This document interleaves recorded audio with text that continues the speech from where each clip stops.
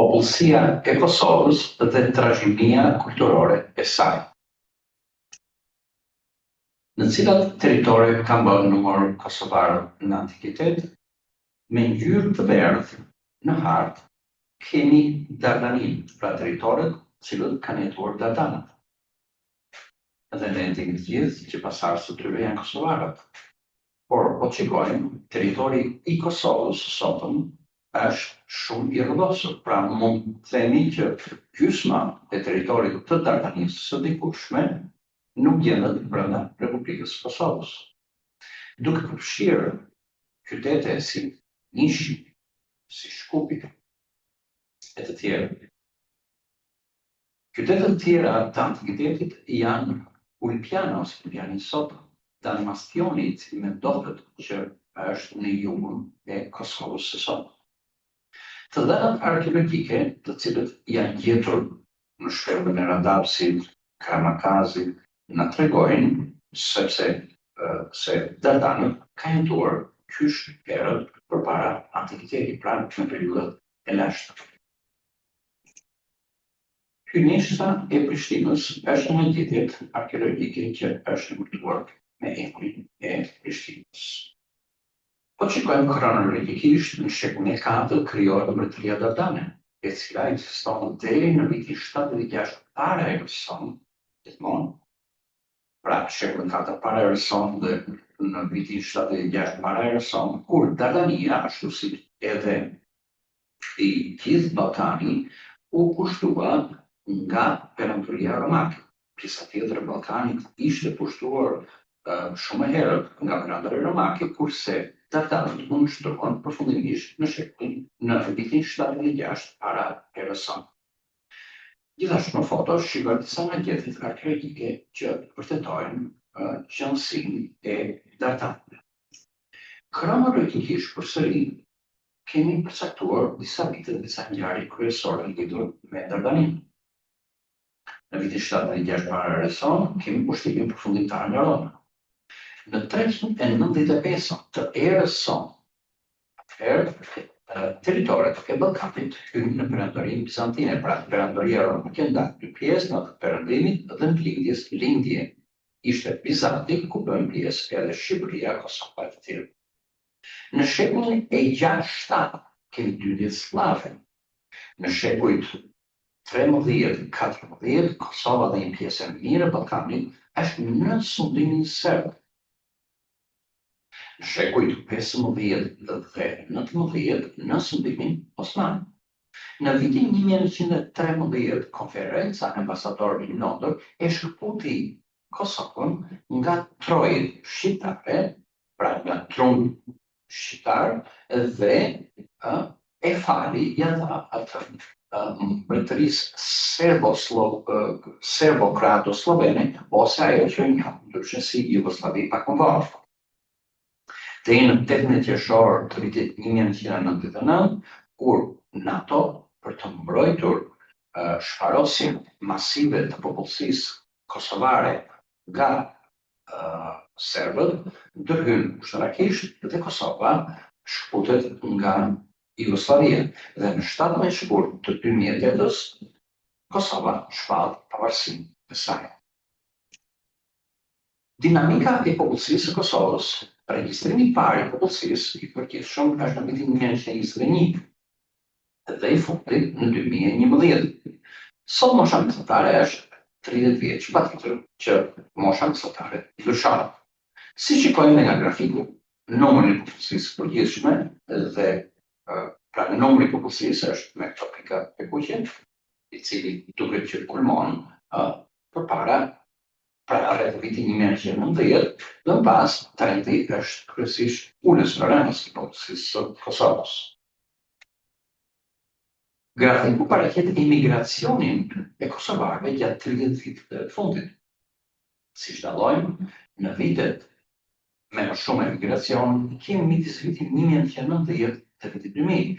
Në 1990 kemi ndryshimet që ndodhen në Ballkan, lidhur me lëvizjen e lirë, me migrimin, me rënien e regjimeve komuniste në Europën lindore, dhe në vitin 99 dhe përpara saj kemi luftën e Kosovës ku mijëra kosovar u larguan nga venditja e tyre. Por emigracioni, pra largimi i njerëzve nga Kosova, vazhdon fatkeqësisht me ritme të larta edhe sot. Shpërndarja e popullsisë dhe faktorë që ndikojnë në shpërndarjen e popullsisë.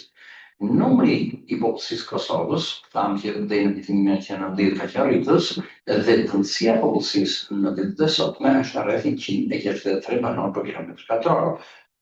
Është nga trojet më të detura duke përfshirë Shqipërinë. Shqipërinë e kemi, sipas regjistrimit 2011, te 98 banor për kilometër katror. Pra Kosova ka një dëndësi më të lartë të popullsisë dhe një sipërfaqe patjetër më të vogël. Po të shikojmë trendin nga 1948 deri 71, shikojmë që shtohet popullsia dhe dëndësia saj sa vjen dhe shtohet, pra me ngjyrë sa më të errët, do thotë territore me më shumë popullsi. Dhe po të shikojmë hartën e 2006, do shikojmë që popullsia akoma më shumë ka shtuar. Dhe territoret me më shumë popullsi kemi Prishtinën, Prizrenin, Mitrovicën e të tjerë. Pra qytetet më të mëdha. Cilët faktorë kanë ndikuar në shpërndarjen e popullsisë? Faktorët i kemi natyror, social, ekonomik dhe politik. Natyror lidhet me sipërfaqen e madhe tonë bujqësore, rezervat ujore, klima e përshtatshme.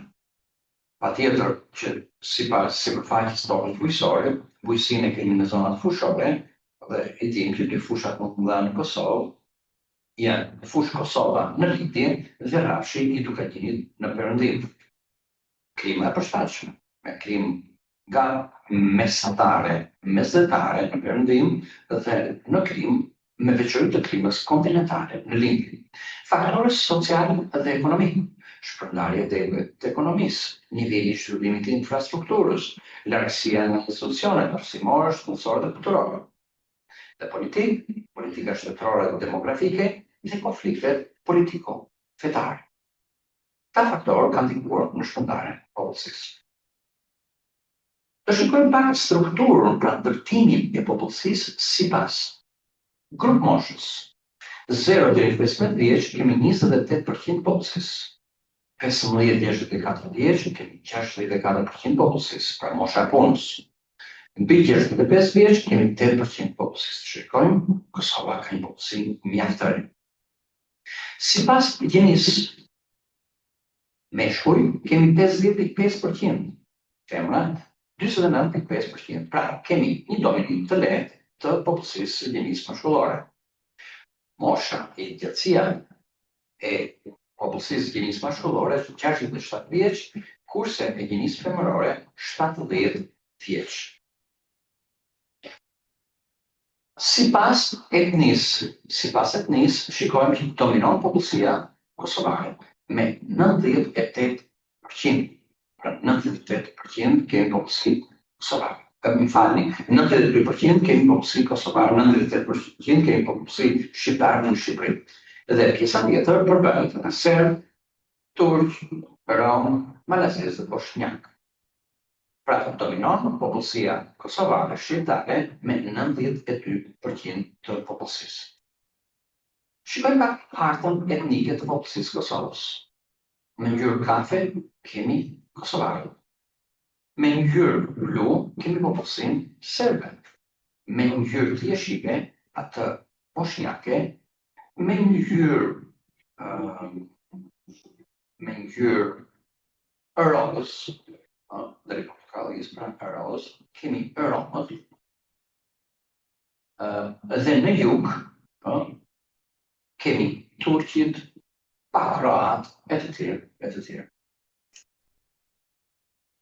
Sipas vendbanimeve, Kosova ka popullsi rurale, pra dominon popullsia në fshat. 57%, kurse në qytet 43%, pra ende nuk kemi popullsi të urbanizuar. Dhe sipas besimit fetar, dominon popullsia e besimit islam. Disa tjetër është ortodokse ose të pa deklaruar me ngjyrë të verdhë është popullsia katolike. Cilët faktorë kanë ndikuar në shpërndarjen e popullsisë? Ta faktorë natyrore, që janë sipërfaqja e madhe e tokës bujqësore, rezervat ujore, klima e përshtatshme. Pra, çfarë ka siguruar natyra për popullsinë shqiptare në Kosovë? Tjetër, faktor social-ekonomik, cilët janë shpërndarja e degëve të ekonomisë, niveli i zhvillimit të infrastrukturës, largësia nga institucionet kryesore të nevojshme si shkollat, spitalet, ambulanca, qendrat kulturore e tjerë. Në fund, faktorët politikë, kemi politika shtetërore demografike, cili është interesi i shtetit dhe konfliktet politiko-fetare të cilët kanë bërë largimin e popullsisë.